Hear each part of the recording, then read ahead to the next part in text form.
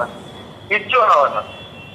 অমিত শাহ গতবার কেন 15 দিন থাকবো বলেছে, 15 মাস থাকুক না, কিচ্ছু করতে পারবে না।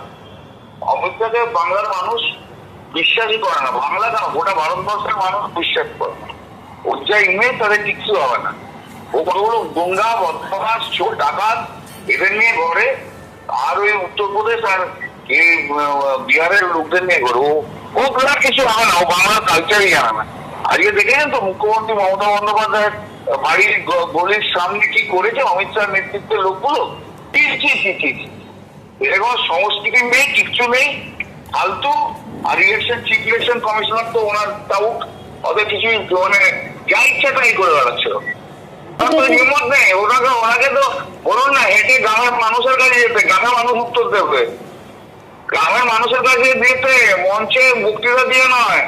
ওই জন্য হিম্মতে গ্রামের মানুষের কাছে যাক। আর অমিত শাহকে কাছে আমার ইনভিটেশন থাকলো, উনি থাকুক, কিন্তু ছোট মেয়ে যেন বিকেলবেলা ওনাকে পায়, যাতে আমি তাকে সবুজ আলু আবির মাখাতে পারি।